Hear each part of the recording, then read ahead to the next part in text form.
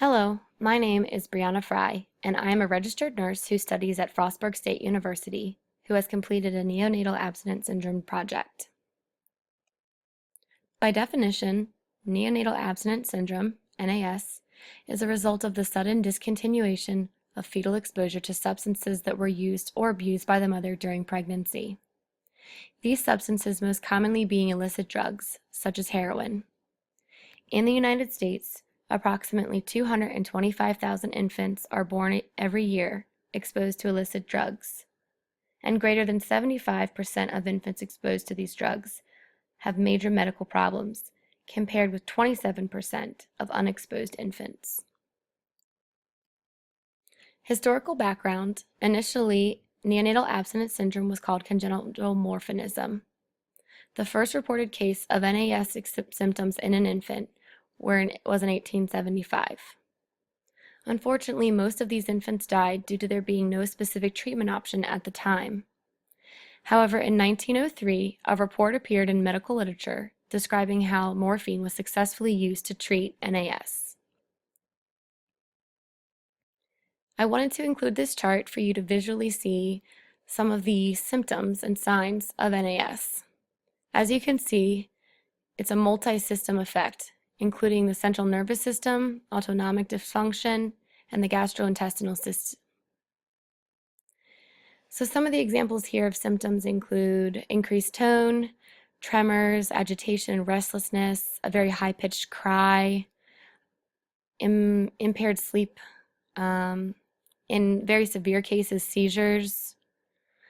Some other commonly seen symptoms include nasal stuffiness, mottling of the skin, which for those of you who don't know, it's kind of a marble effect on the skin. Frequent sneezing, sweating, tachypnea. Other common symptoms include diarrhea, poor feeding, and what they mean by poor feeding is very disorganized feeding. They can have a hyperactive Moro reflex that makes it difficult for them to just remain calm and feed. And frequent vomiting is also another symptom. Interventions for NAS, there are three main interventions. And the first is non-pharmacological therapy, which I'll describe in more detail later. Pharmacotherapy, which most commonly includes the use of morphine, giving small doses of morphine to the infant to help safely wean them off. When using pharmacotherapy, you're also using an NAS scoring system. And the scoring system lets the physician know when it is safe to wean the infant. And I have included a chart of the Finnegan scoring and treatment. So as you can see, the scores range from 0 to greater than 25. And depending on the score, coincides with what dose the infant should be on of morphine. So as you can see, it's a very small dose, but it makes a very huge impact for these infants. The weaning process, the physician reassesses the infant every 24 hours to see if it is safe to wean them. And if their average score in 24 hours is less than 8, they will typically wean the infant by 0.02 milligrams. So, for an example, if after 24 hours an infant's average score is less than 8, they will be weaned by 0.02 milligrams. And then the following day, the same thing. If 24 hours later, again, their score average is less than 8, they'll be weaned by another 0.02 milligrams. I chose to focus on non-pharmacological therapy for my project as my main intervention, and that is because every infant born exposed to illicit drugs, every infant diagnosed with NAS receives non-pharmacological therapy. However, not every infant receives pharmacotherapy because some cases are just not that severe where morphine is warranted. So I chose to focus on non-pharmacological therapy because it's the most common and it's used with all cases. And interventions for this include feeding on demand. Typically, we feed them every 3 to 4 hours as we try to keep them on a schedule. And keeping them on a schedule also helps the weaning process greatly.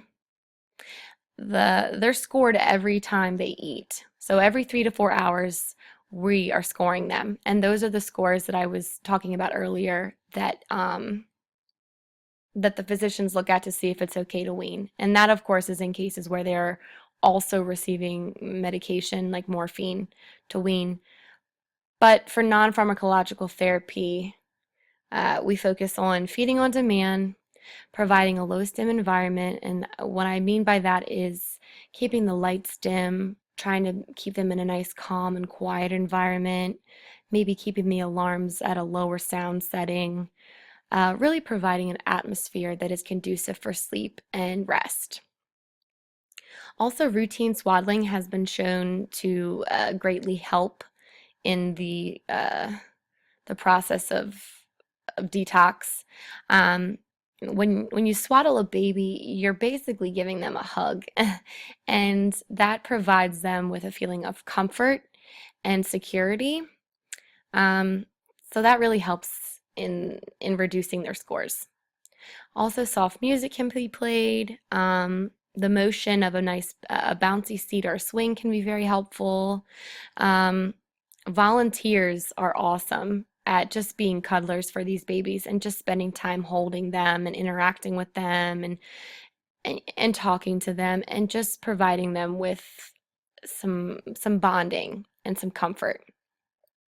Also, at my hospital at Mount Washington Pediatric, we make use of our child life department, and they are awesome at uh, being there when volunteers can't and providing them with interaction.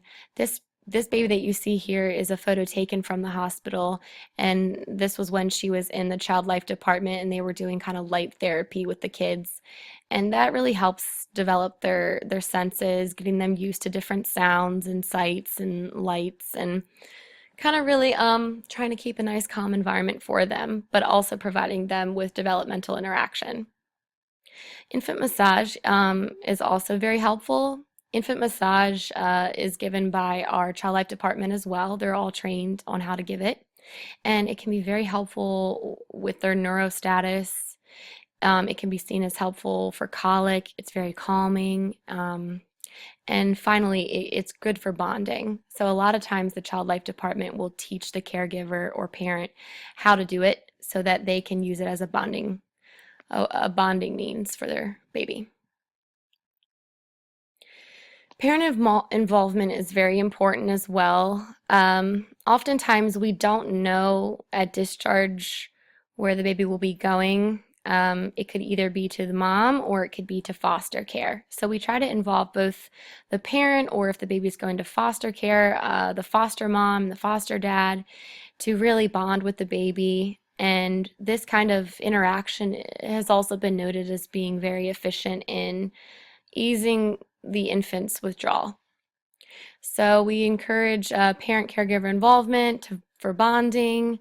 We also give parent caregiver education. What I mean by this is that we take it very seriously in describing to the parent, what the symptoms of withdrawal are and what they mean to their NAS weaning. If we're scoring the infant, such as if they're on morphine, which they typically are, but not always. We describe what these, symptoms will look like to the parent and the caregiver so they're educated on the importance of keeping a calm environment and letting the baby sleep when they need to.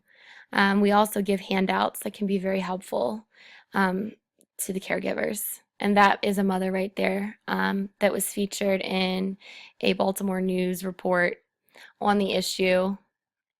And I believe this was just before the day of discharge.